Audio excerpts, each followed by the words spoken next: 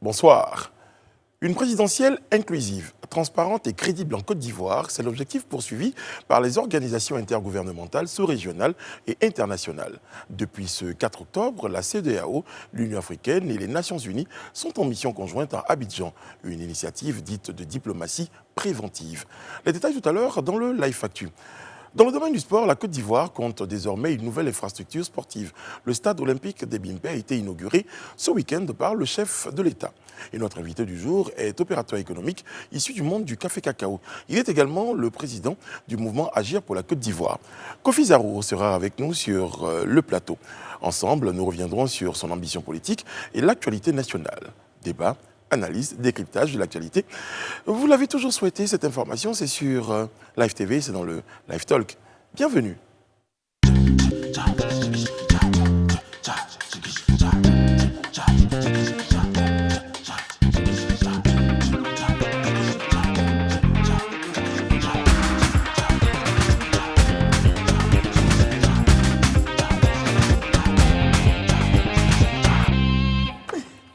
Oyez, c'est une nouvelle semaine que nous entamons, sous les meilleurs auspices avec de bonnes dispositions d'esprit et de corps. Parce que le week-end, je ne sais pas pour vous, mais moi, j'ai pratiqué du sport. Je suis retourné au dojo. Vous savez, je suis judoka et non des moindres. Oui, messieurs, dames. Ça, c'est l'information de la semaine, je savais pas. Oui, judoka et très bon judoka. Vous pouvez compter sur moi. Pour nous défendre. Pour vous conseiller de fuir quand ce sera nécessaire.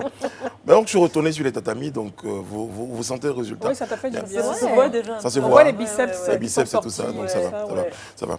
Merci beaucoup les amis, ça me fait super plaisir. Tu es très bien habillé, Brice. Pardon? Tu es très bien habillé. Merci beaucoup. Et Brice, ce soir, est en bleu. J'aurais dû m'appeler Brice Anneau Bleu. Le Seigneur des Anneaux. Waouh! C'est pas de moi, c'est de rien, hein, mais bon, ça va, vous êtes quand même le promoteur. Tu l'as bien placé. Vous avez été le promoteur. Alors, vous, le week-end, Serge Kouachi? Très bien. Quelques événements en famille, des amis. D'ailleurs, je tiens à saluer une personne qui a organisé un événement qui était très bien d'ailleurs. D'accord. On n'était pas invités. C'était un toute événement partenaire Vibe Radio. Donc, voilà. Toute la Côte d'Ivoire sait que vous êtes le grand détenteur de toutes les adresses du plaisir. La géographie du plaisir, géographie. s'il vous plaît, merci. Mais il y a des adresses dans la géographie. Bien sûr. D'accord. Rien à assis. Super week-end. On a eu des événements dont on parlera aussi, qui ont été très bien. Petite soirée entre amis et tout ça. Détente, on va dire. D'accord. Edith Brou, bleu en... Non, j'ai fait pour toi. Ça va, ça suffit Ce pour soir. aujourd'hui. Voilà. Oui. Non, je me suis reposée tranquillement devant la télé. Voilà. J'ai essayé de renforcer ma culture cinématographique. Très bien. En fait, Jean, t'as regardé des films. Et ça, c'est tout. Voilà. Renforcer ma culture. Scientifique. Voilà, j'ai regardé le film. Utilisons le français qu'on nous a donné. C'est vrai, c'est Et si on important. dit je te donne un genre. Ça fait rien. Ça fait rien. Et puis, Sophie Aïda, notre Shine maison, est de retour Oui, avec en meilleure forme. en meilleure forme et Ouais. en coiffure. Et oui. Qu'est-ce qui te plaît? La coiffure. Rayonnante. Oui. Il y a un point, en fait, je crois que ça s'appelle un point, à partir duquel... non, je ne montrerai pas, je te promets. Merci. Merci, fais pas ce regard-là. J'aime cette coiffure. Et j'ai constaté que je ne suis pas le seul, en fait, finalement. Ouais, apparemment, ouais. Ils sont très nombreux à se déclarer de plus en plus amateurs de cette coiffure. Bon, vous l'aurez remarqué, la team, elle est au grand complet, elle est en forme hein, pour vous proposer le meilleur sur Live TV, car nous avons cette ambition de vous proposer chaque jour le meilleur et chaque jour vous proposer ce qu'il y a de mieux en matière de programme télé. Sur ces belles paroles plutôt responsables, on va tout de suite vous proposer ce qui fait l'actualité du jour sur le plan national et international.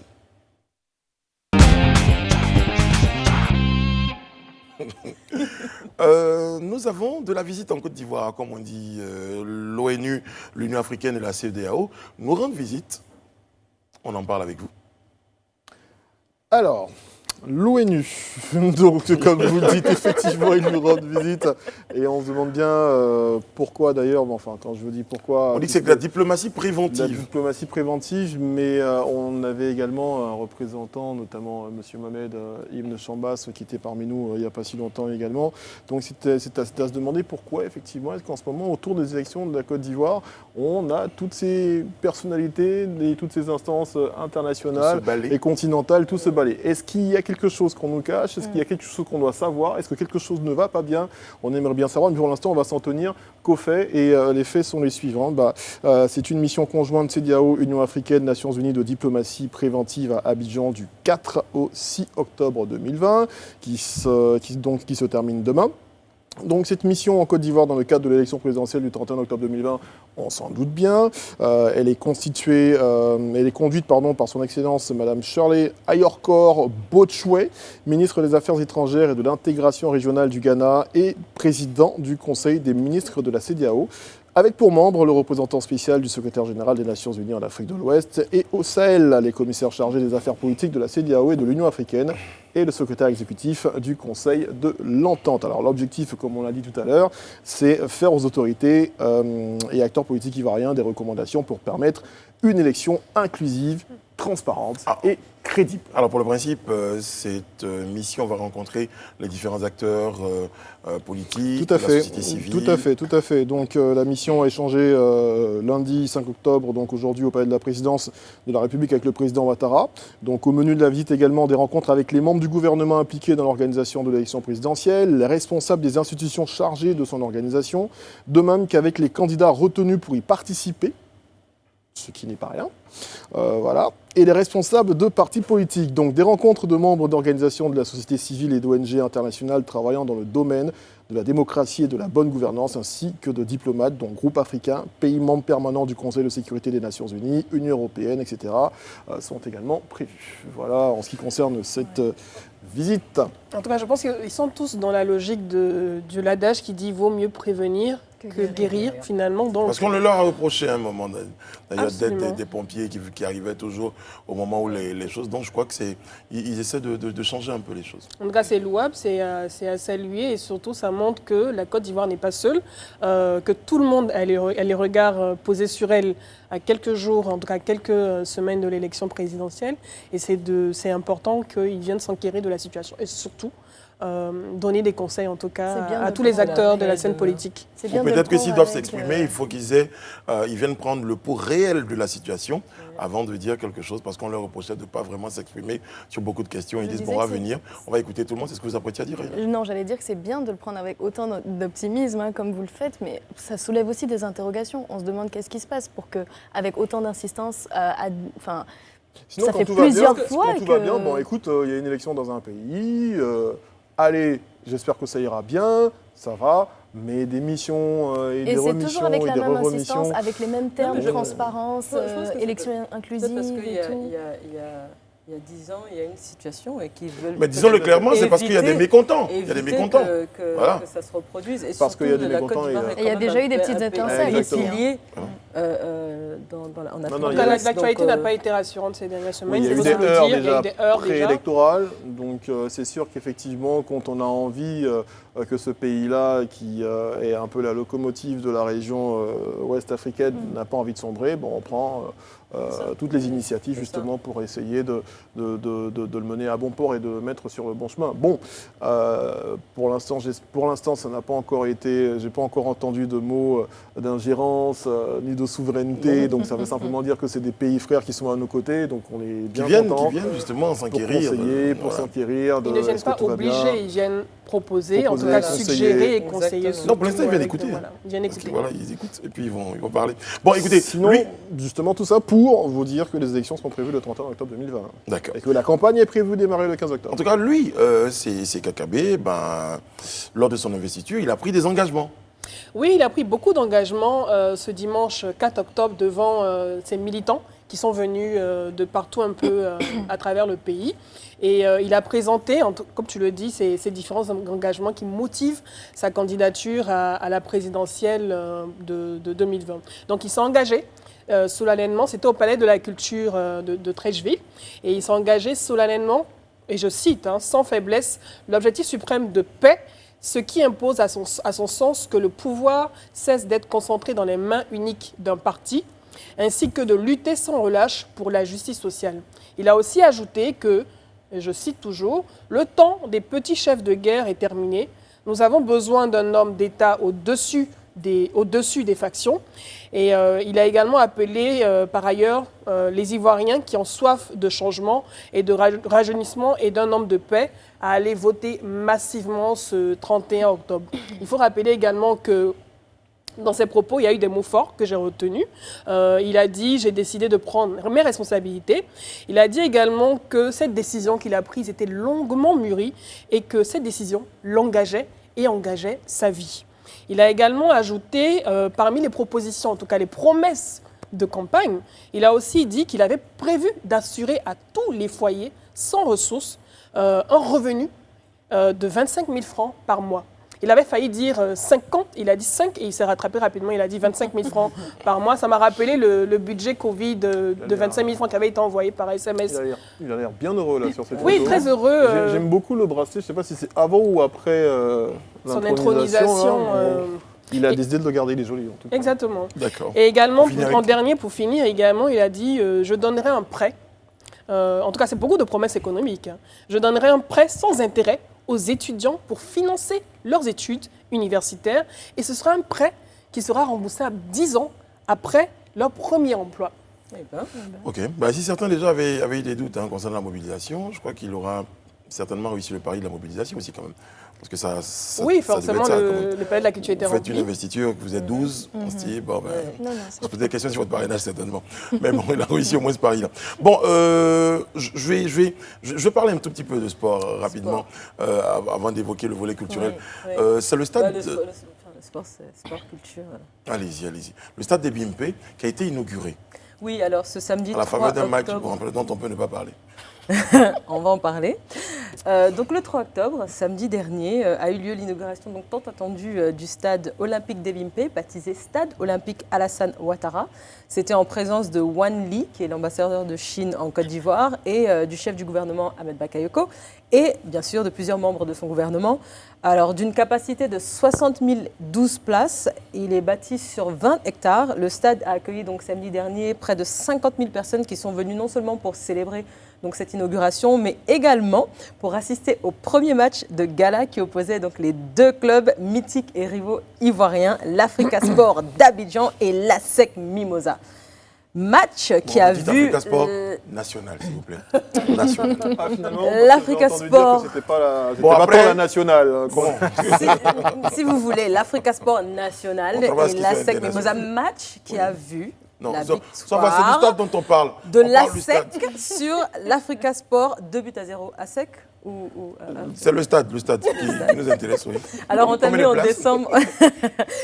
en décembre 2016 pour un coût global de 67,5 milliards de francs CFA. Il a été livré donc en octobre 2020. Donc, ce stade olympique d'Ebimpe est l'un des 10 plus grands stades de toute l'Afrique de l'Ouest et surtout le premier stade olympique de la Côte d'Ivoire. Il est surnommé l'Arc de Triomphe et il sera le stade officiel donc, de l'équipe nationale de la Côte d'Ivoire et qui vient en remplacement au stade Houphouët-Boigny.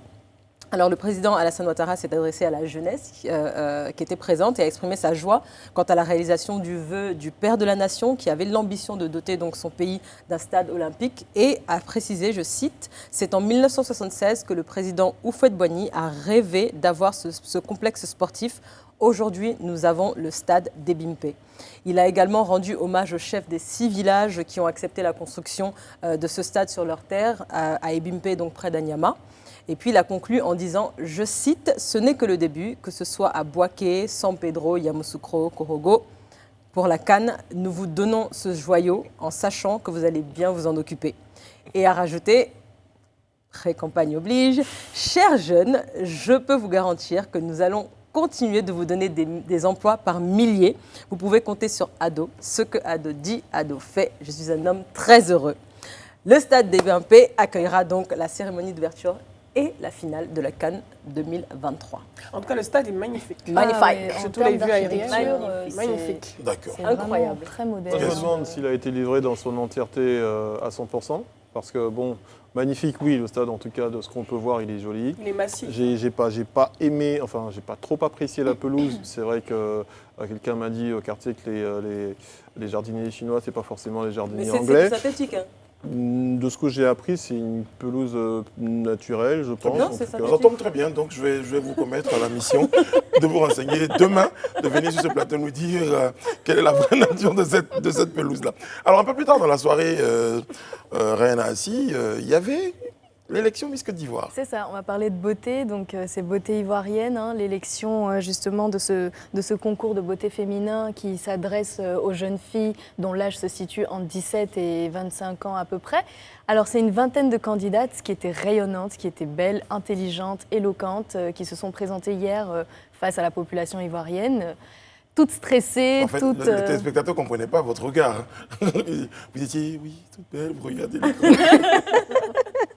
Toutes stressées, on va dire que chacune avait vraiment de l'adrénaline en elle, on va dire. Alors, les lauréates sont connues, donc c'est mademoiselle Kouadio Marilyn qui a été consacrée Miss Côte d'Ivoire 2020. Elle est étudiante en première année de BTS Tourisme et âgée de 18 ans.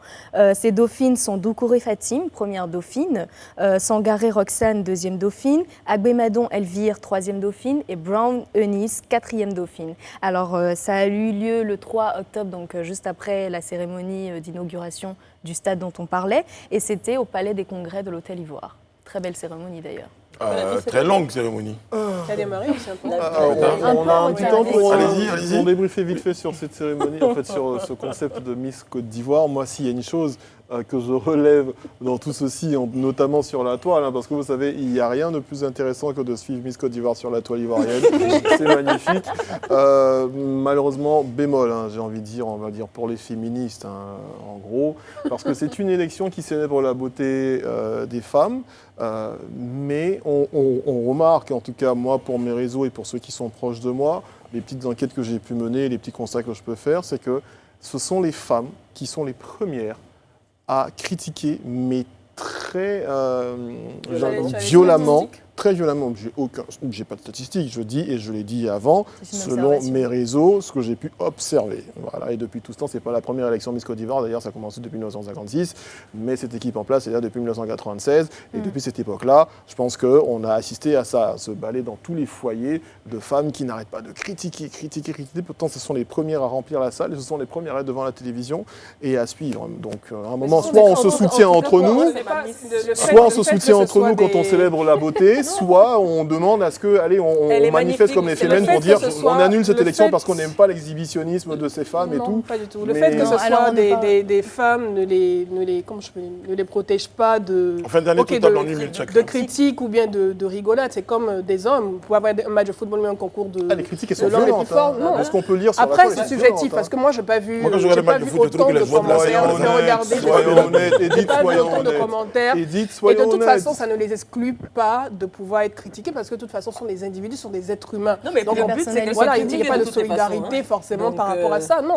Lorsqu'on parle de solidarité, on parle de droit, ça n'a rien à voir. Alors moi, je trouve de toute façon que entre 17 ans, à partir de 17 ans, je pense que c'est trop jeune. Je pense qu'on devrait remonter un peu, peut-être à 21 ans encore. Mais 18 ans même, pour moi, c'est jeune. La Miss, elle a 18 ans. Je trouve que c'est très jeune. À cet âge-là, on est encore très influençable. On parle seulement de beauté, mais c'est un concours, il faut le rappeler, qui allie la beauté et l'intelligence de la femme ivoirienne. Et je pense que la Miss l'a bien représentée au soir du 3 octobre. Alors, un petit point que je voulais soulever, c'est que dû au coronavirus, on a bien remarqué que ça a eu lieu un peu en retard. D'habitude, c'est début juin que ça se passe, cette élection. Alors là, ça a été fait le 3 octobre, mais en tout cas, ça a été fait et on a une nouvelle Miss. Vas-y. Tu as fini. C'est ma Miss. Elle est magnifique. Petit coup de cœur particulier pour la première dauphine. Oh là là. Non, je rigole. C'est la fin de ce truc. Non, je vous laisse plus terminer. Mais le score, c'était 2-0 à SEC Africa. Ouais. Africa de quel côté? Africa national. Quelle tendance? Africa Sport national. C'est la fin de ce tour d'actualité. Découvrons ensemble maintenant le vu et entendu.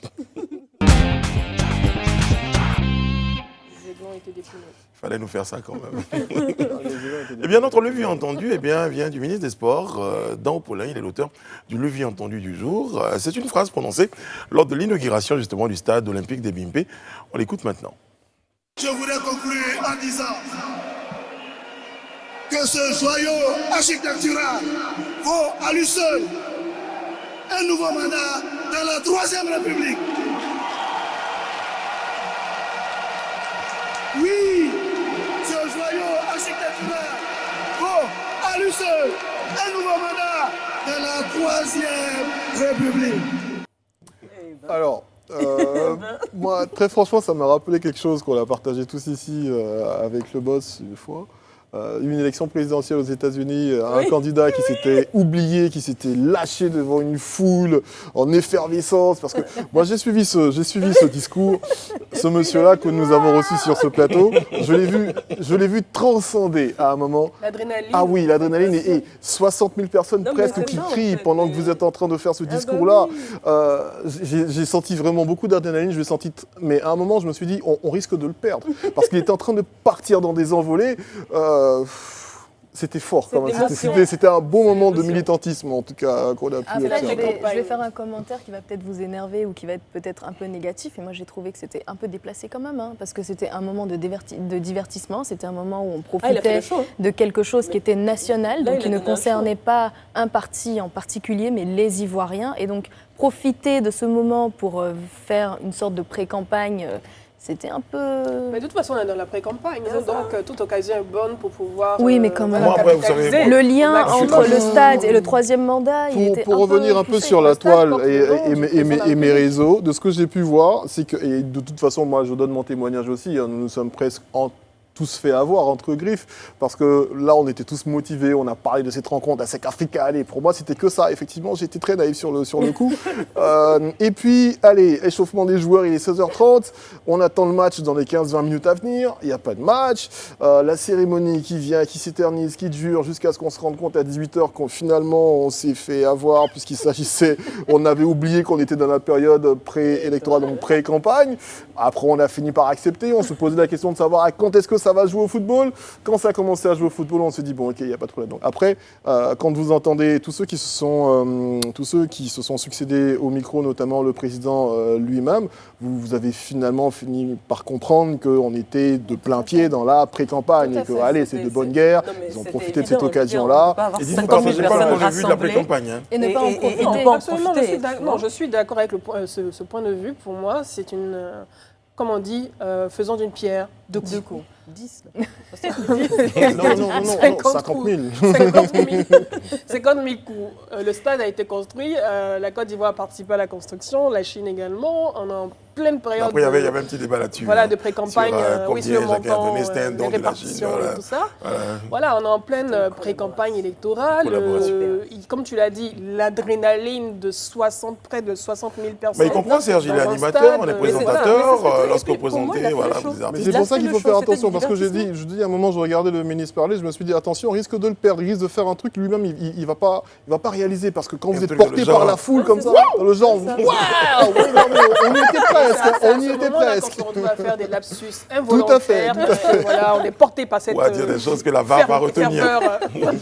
C'était le bon lieu, là, d'ailleurs, pour la VAR. Parce que, d'ailleurs, à propos des images, le crédit image de nos confrères de la RT. Mais après, derrière, juste un commentaire, c'est magnifique. Le stade s'appelle Stade Alassane Ouattara, Olympique Alassane Ouattara.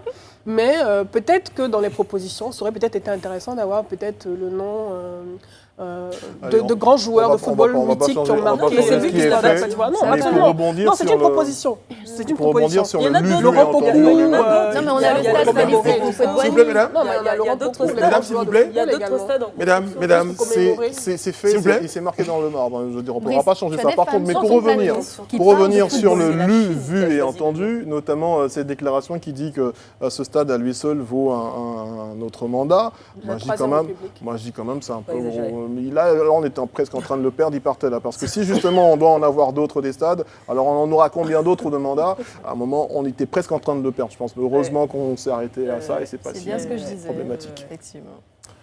C'était du show. Si pour Monsieur, un stade, mesdames, nous Le sommes, stade, il est magnifique. il est beau, il est Ouais. très joli. Franchement, J'aurais aimé c'est voir un les joyeux supermarchés, architectural. tout ce qu'il y a autour et tout ce qui est censé terminer, Brice qui veut fait manger. la En fait, différence Brice ne entre veut les plus autres parler stades. de cette journée, de cette soirée. Non, mais le score Ils ont final, perdu. c'était 2-0. Voilà. C'était 2-0. Et Deux les magnifiques Aiglons ont été buts. déplumés, malheureusement. nous sommes à mi-parcours de notre rendez-vous. On va marquer une courte pause et permettre à mes très chers chroniqueurs de finir leur conversation juste derrière le plateau. À tout de suite. L'invité du talk est le président de l'ONG Agir pour la Côte d'Ivoire et qui s'est mis en mouvement politique depuis janvier 2020. Ahmed Kofi Zarour est avec nous sur le plateau du Live Talk. Bonsoir, M. Zarour. Bonsoir. Merci d'être avec nous. ASEC Africa, non? Je dirais ASEC. Très bien. Tac On ne va pas dire bim. M. Zarour, le prix du... Ça suffit, Serge Kouachi. Le prix du cacao pour la campagne 2020-2021, j'en perds mon latin, a été fixé à 1000 francs CFA. On sait, c'est en actualité. Comment vous appréciez cette décision? Écoutez, vous êtes opérateur économique, on l'a dit, vous êtes issu du je dirais que c'est un prix qui est un prix raisonnable, eu égard au comportement du marché du cacao. C'est un prix qui aurait pu être en dessous, sinon en deçà. Mais je pense aussi que c'est la volonté de l'ensemble des participants de l'économie cacaoyère de trouver un prix qui soit suffisamment rémunérateur pour permettre aux paysans de pouvoir faire face à ces charges de production et de pouvoir probablement dégager un léger profit. Mais je dirais la chose suivante, si vous me le permettez. On sait qu'en Côte d'Ivoire, la moitié des cacaoculteurs vivent en dessous du seuil de pauvreté. Donc les 1 million de francs CFA à la tonne ne suffisent pas pour une famille qui produit 1 tonne de cacao pour vivre décemment. Lorsque vous utilisez le mot raisonnable, ça veut dire que vous ne partagez pas cet enthousiasme-là ou le trop grand enthousiasme de certaines personnes. Je ne partage pas ce point de vue parce que, si vous voulez, pour moi, le plan national de développement qui a été présenté par le président Alassane Ouattara en 2016 donnait une indication précise, à savoir qu'il fallait transformer de façon structurelle notre économie, ce qui passait par un accent qui serait mis sur la transformation de nos matières premières, notamment le cacao, qui est la première matière première, avec 2 200 000 tonnes. Nous sommes les premiers producteurs mondiaux de cacao, mais nous transformons à peine 600 000 tonnes de cacao. Vous voyez le ratio. Alors que la transformation permettrait justement à la Côte d'Ivoire de dégager des profits beaucoup plus importants et de rémunérer les paysans au juste prix du travail qu'ils fournissent, parce qu'ils sont contributeurs de richesse pour la Côte d'Ivoire.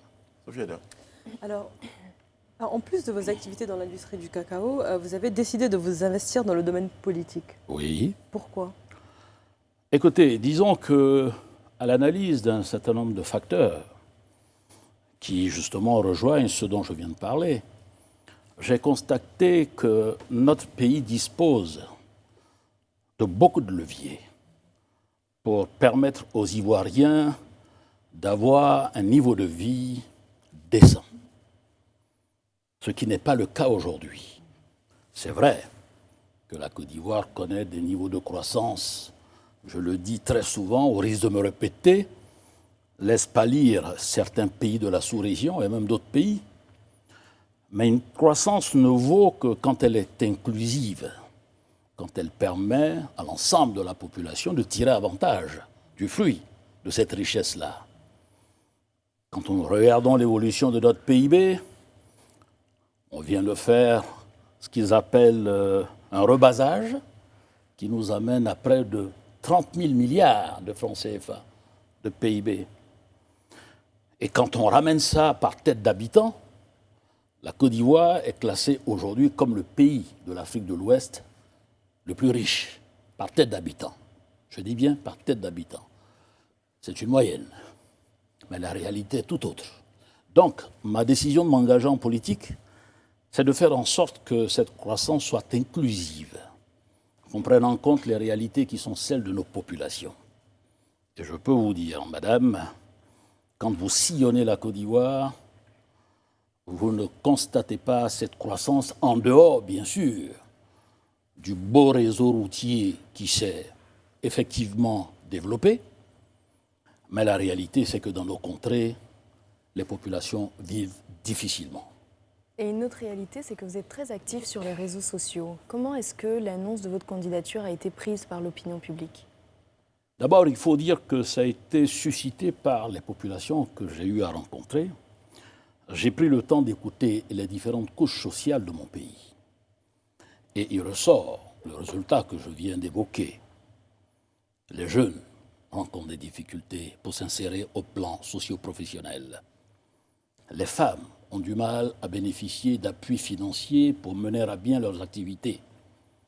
Quand on sait la pénibilité du travail qu'elles ont en milieu rural, et ce sont elles qui créent la richesse. C'est grâce à ces femmes que nous avons le vivrier. C'est grâce à ces femmes que nous avons nos denrées alimentaires. Mais les femmes ont du mal à écouler leurs marchandises, ont du mal à travailler dans des conditions optimales qui leur permettent justement de rentabiliser leurs activités. J'ai parlé tout à l'heure des producteurs également. Mais je dirais que l'ensemble des couches sociales en Côte d'Ivoire rencontrent des difficultés, à part, bien sûr. Monsieur Kofi-Darou, on a un peu l'impression, moi personnellement, Oui. qu'on aurait pu dire depuis longtemps, dans certains cas, pour certains hommes politiques, c'est une culture. Ils avaient décidé, parce qu'on dit que c'est là de changer les choses, d'améliorer les conditions de vie des populations. On peut même se poser la question, pourquoi c'est maintenant? Pourquoi si tard? Non, pas si tard. Disons que... Pourquoi maintenant alors? Pourquoi maintenant, si vous voulez? Maintenant parce que le moment est venu pour s'engager au regard justement de ce que nous constatons.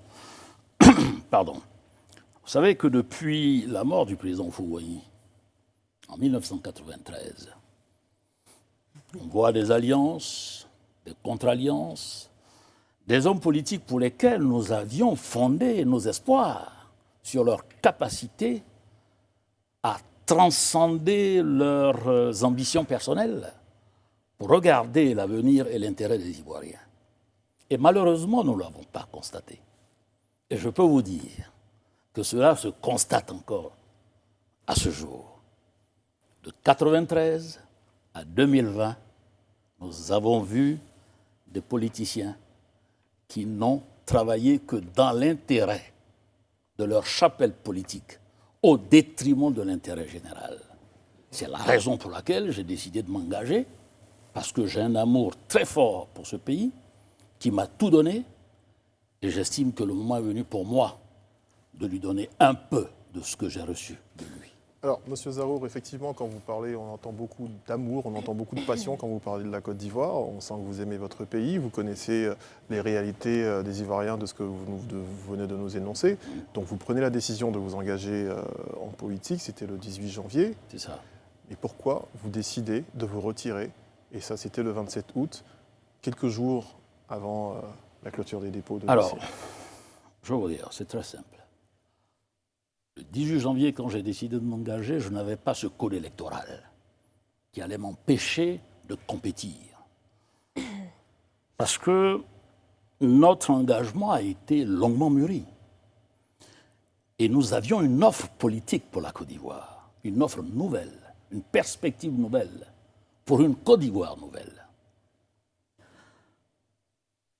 Nous constatons, quelques mois avant le dépôt des candidatures, un nouveau code électoral qui, lui, instaure de nouvelles règles. Et ces règles, malheureusement, ne nous ont pas aidés. Parce que, vous savez, en politique, il faut se faire connaître. Il faut avoir la présence sur le terrain, avoir aussi les moyens financiers pour justement mener campagne. Nous n'en avions pas ces moyens-là. Et je peux vous dire que c'est avec beaucoup de regrets que la jeunesse ivoirienne a manifesté, je dirais, sa désapprobation face à notre retrait. Parce qu'il fondait un espoir, cette jeunesse fondait un espoir en nous, les femmes également. Mais comme on dit, à l'impossible, nul n'est tenu. Nous ne pouvions pas et nous ne réunissions pas les parrainages requis pour aller à cette compétition. Et nous n'avions pas les moyens financiers pour aller à cette compétition. Paradoxalement, en 2015, on a ouvert la compétition à tout le monde. On a même octroyé des financements pour que ceux qui veulent participer puissent bénéficier des moyens de l'État pour mener campagne. Oui, M. Zarou, quand vous avez appris qu'il y avait la clause, pour en parler d'elle, du parrainage, donc Oui. de cette période-là, à la période de votre retrait de candidature à cette élection-là, est-ce que vous aviez dénoncé cette clause-là? Bien sûr. J'ai même organisé une conférence de presse pour dire que, au regard de tout ce qui nous est donné de constater, d'abord, je ne suis pas le seul à avoir dénoncé ce code électoral. La preuve, il fait aujourd'hui, je dirais, c'est le point central de la discussion entre l'opposition, je ne dirais même pas de discussion, du conflit entre l'opposition et le gouvernement. Parce que malheureusement, ce code exclut des candidats potentiels qui ont une représentativité nationale et qu'on ne puisse pas comprendre, qui n'arrivent pas. Moi encore, on peut expliquer que Kofi Zarou n'arrive pas à mobiliser le parrainage. Mais il y a des personnes que je ne citerai pas sur votre plateau. On est surpris de savoir. Et vous pouvez, pourtant. Non, c'est pas nécessaire. Ils n'ont pas pu réunir les 1%. Je trouve qu'il y a quelque chose qui ne va pas. Et c'est en cela qu'il y a une rupture, je dirais, du pacte social à travers ce code électoral. Vous disiez tout à l'heure, les femmes, les jeunes, des gens, des Ivoiriens ont réclamé votre candidature. Bon, moi, j'ai envie de savoir aujourd'hui, votre mouvement, votre parti politique, qu'est-ce qu'il représente en termes de poids de militants, en termes de représentativité? Écoutez, on aurait pu l'évaluer si nous étions dans la course. Malheureusement, au stade actuel, je veux dire, maintenant, j'ai du mal à vous dire combien Agir pèse en termes de militants. Je ne peux pas vous le dire parce que je n'ai pas les statistiques. Vous dire que nous avons 1 million, 2 millions, 100 000, 300 000 personnes. Je ne m'aventurerai pas dans des chiffres. Mais ce que je peux dire, c'est qu'il y a eu un engouement au travers des réseaux sociaux, au travers des messages que nous recevions, au travers des missions que nous avons effectuées sur le terrain. Nous avons senti un engouement. L'engouement n'est pas le fait de la nouveauté. L'engouement était matérialisé par le contenu de l'offre. Donc vous espériez rallier plus de monde à travers donc, votre participation à la présidentielle? Je pense que nous aurions pu. Je veux dire, c'était un mouvement, donc vous saviez que le mouvement pesait 300 millions de personnes. Non, on ne va pas dire ça comme ça. On va dire que c'était un mouvement qui réfléchissait la rénovation de la Côte d'Ivoire. Et vous savez, en termes de mutation, les choses se font progressivement. Nous n'étions pas venus pour une campagne présidentielle en 2020. Nous voulions construire l'avenir avec des Ivoiriens, et surtout les jeunes. Ce que je veux vous dire, j'ai 60 ans cette année. Pour moi, dans 5 ans maximum, ma retraite politique, elle doit être envisagée. C'est-à-dire qu'au plus tard, à 70 ans, je ne me vois plus en train de parler de politique. Parce qu'en réalité, la politique vous prend du temps, la politique vous prend de l'énergie, la politique nécessite une disponibilité constante. Et je pense que c'est vrai qu'à un certain âge, on ne peut pas continuer à être constamment dans le jeu. Donc pour nous, nous venions pour construire une Côte d'Ivoire avec une jeunesse qui se prépare à la relève. Parce que je peux vous dire que la Côte d'Ivoire appartient aux jeunes. Quand vous prenez les statistiques, 80% de la population a entre 15 et 35 ans. C'est une population de jeunes qui est dirigée malheureusement par des personnes d'un certain âge. Quelle perspective ces personnes-là offrent à la Côte d'Ivoire? Surtout, qu'elles ne sont pas en phase avec la jeunesse. Et c'est pour ça que je suis surpris de voir dans certains partis politiques des jeunes que j'aurais voulu voir aller au front, être dans une posture attentiste et qu'on leur fasse la passe. J'estime que c'est une jeunesse qui n'ose pas, qui ne prend pas ses responsabilités.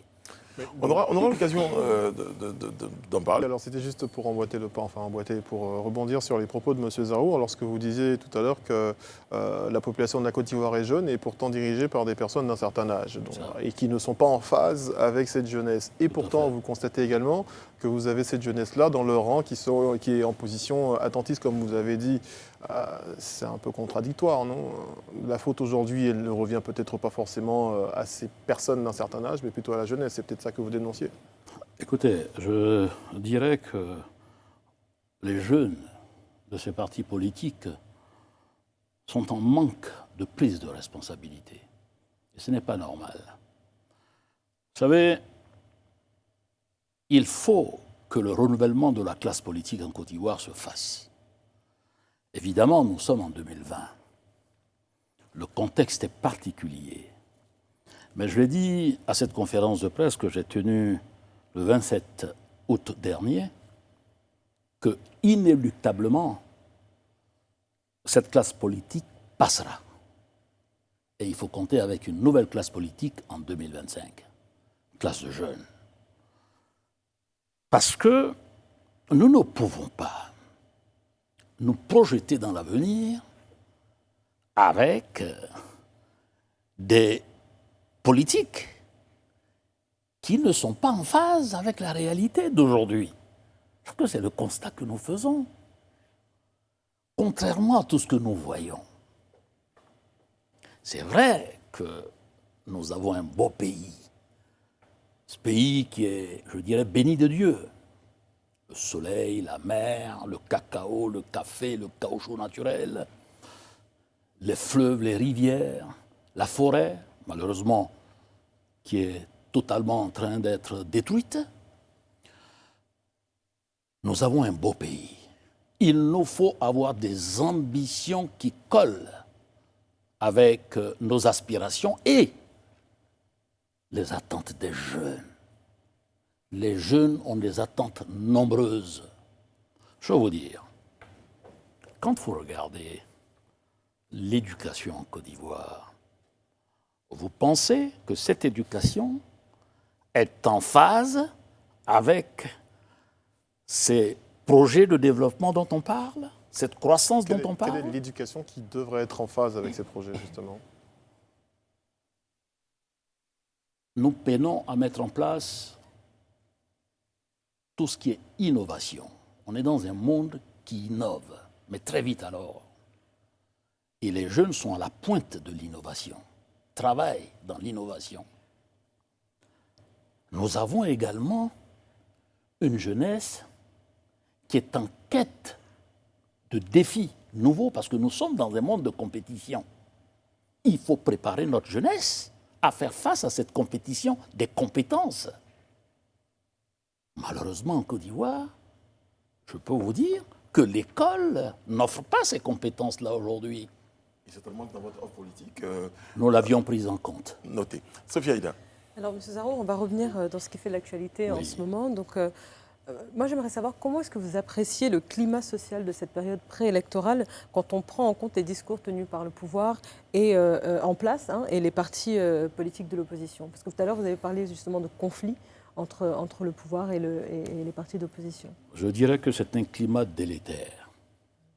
C'est un climat qui crée les conditions de la peur. C'est un climat qui, malheureusement, donne l'impression d'avoir des lendemains incertains. Ce qui est normal d'ailleurs, parce que quand vous entendez ce qui est dit, il n'y aura pas d'élection le 31 octobre 2020 par l'opposition. Il y aura des élections au 31 octobre 2020 par le gouvernement, parce que c'est une date constitutionnelle. Ça veut dire que nous avons droit, je dirais, à l'affrontement. Or, la Côte d'Ivoire doit éviter cela. On sait les dégâts que nous avons subis et les conséquences que cela a eu sur le retard que notre pays a accusé entre la période 2000 et 2010. C'est pour ça que quelquefois je suis très surpris qu'on me parle de record ou de performance économique dans un moment où, effectivement, nous sommes dans des conditions qui sont réunies pour travailler de façon à aller de l'avant. Mais si demain cela devait s'arrêter à nouveau, revenons à recommencer et nous allons accuser un retard. C'est en cela que j'estime que la classe politique ivoirienne doit regarder les intérêts de la population et l'intérêt général pour s'asseoir et discuter. Et cette responsabilité incombe au président Alassane Ouattara, parce que c'est lui le garant des institutions. C'est lui le président de la République. Et c'est à lui de tendre la main à ses frères et à ses sœurs qui estiment qu'aujourd'hui, le pacte social est en train d'être rompu. Alors, un des sujets qui divise le pouvoir et les partis d'opposition, c'est la composition de la CEI. Et on sait qu'en février 2019, vous aviez fait des propositions pour la réforme de cette CEI. Tout à fait. Mais est-ce que c'est resté lettre morte? Oui, parce que nous voulions une CEI effectivement indépendante. Est-ce que vos propositions ont été entendues? Pas du tout, pas du tout. Mais écoutez, quand on veut rassurer les différentes parties prenantes, il faut éviter qu'il y ait des liens qui prêtent à des susceptibilités. M. Kwibé Mamadou était le secrétaire général ou le directeur de cabinet du président du Conseil constitutionnel. Lequel président du Conseil constitutionnel a été, pendant très longtemps, un homme proche du pouvoir en place. Donc vous voyez que ce sont des suspicions légitimes, je pourrais dire. Maintenant, après, qu'elles soient légitimes ou pas... Moi, je pense qu'elles sont légitimes, oui. Parce que imaginez que j'ai, moi, mon ancien, si j'avais été président de la République, mon ancien directeur de cabinet, mon ancien conseiller qui devient mon président du Conseil constitutionnel. Il y a forcément, je dirais, de la part des uns des autres, la possibilité, le droit de penser que ce proche peut travailler en ma faveur, alors que nous devons avoir... Alors qu'il y a vu des cas également où des très proches, peut-être même souvent anciens premiers ministres, ou même, je dirais, anciens présidents de l'Assemblée nationale, Vous avez parlé du cas du président Alassane Ouattara et Soro Guillaume. Oui. Écoutez, moi je pense qu'il faut qu'on crée les conditions de ce que les lois, les textes soient impersonnels, de manière à ce que nous rentrions effectivement dans l'état de droit. C'est ce que les peuples d'Afrique souhaitent. La question qui se pose, c'est une question du du troisième mandat. Que veulent les peuples d'Afrique? Des mandats qui sont indéterminés ou des mandats qui se limitent dans le temps à 2 mandats? Et ça se voit à travers l'Afrique de l'Ouest. Les différentes constitutions instaurent 2 mandats. Sont-ils respectés ou pas? Après, c'est un autre débat. Je vais revenir à monsieur, vous me pardonnez de reprendre la parole. Non, je vous en prie. Je vais revenir à cette décision de l'opposition ivoirienne d'appeler, en tout cas d'initier, cette démarche-là de désobéissance civile. Comment vous appréciez? Écoutez, je dirais que la désobéissance civile est aux antipodes de la violence. Quand on n'est pas d'accord, on peut manifester son mécontentement. Une désobéissance civile, ça ne veut pas dire qu'on va pour, je dirais, casser des biens, agresser des personnes. On manifeste son mécontentement. Vous avez été invité à la... Non, pas du tout, pas du tout. Je dirais que je ne suis pas associé aux discussions de l'opposition. Ce n'est pas le plus important pour moi. Ce qui est important pour moi, c'est la Côte d'Ivoire et les Ivoiriens.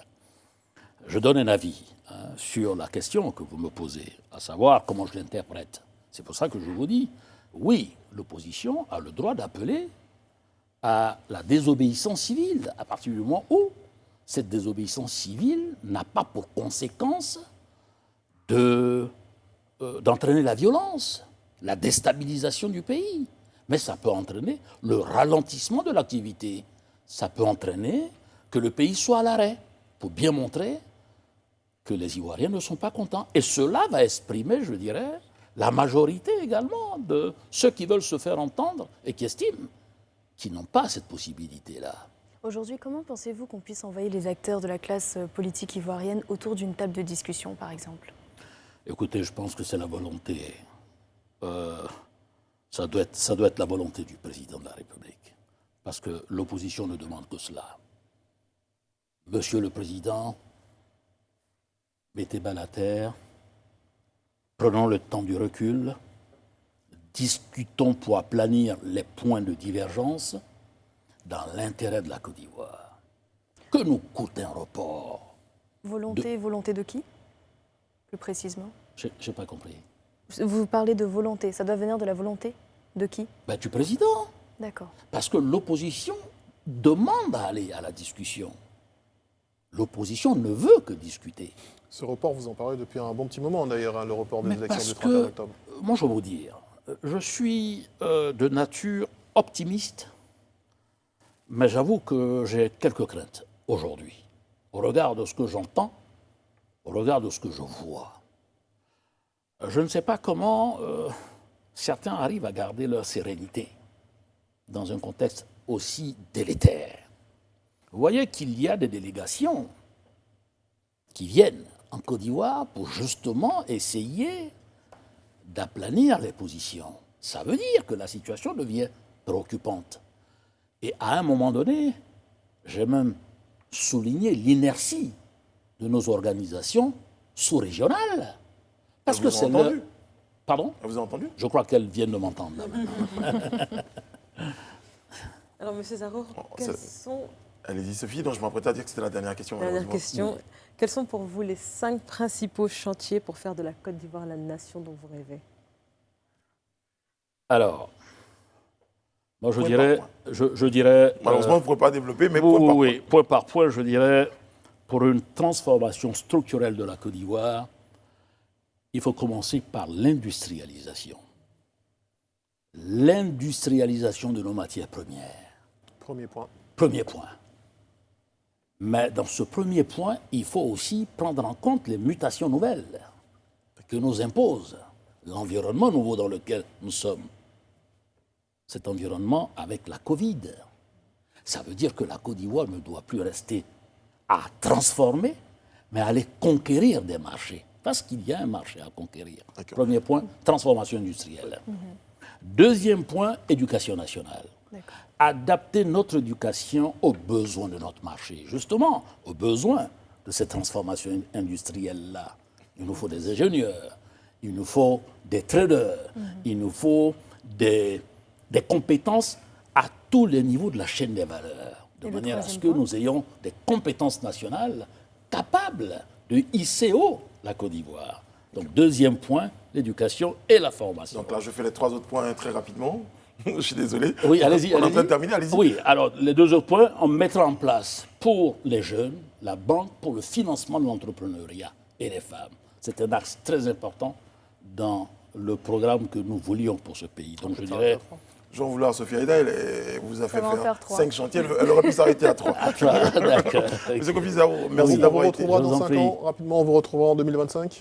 Écoutez, j'aime reste à 5 ans. la Côte d'Ivoire, j'aime les Ivoiriens, j'aime ce pays au point où je suis prêt à sacrifier ma vie pour lui. Donc je serai là. Monsieur Kofi Zarour, merci d'avoir été avec nous sur le plateau du Live Talk. On vous retrouvera certainement à d'autres occasions, sur d'autres plateaux, dans C'est d'autres moi qui vous tribunes, remercie. pour partager encore cette vision-là que vous avez pour la Côte C'est d'Ivoire. moi qui vous remercie. de m'avoir Merci à vous, chers téléspectateurs. Merci à tous de nous avoir suivis. Retrouvez nous ici demain pour un autre tour de l'actualité. Et que Dieu vous garde.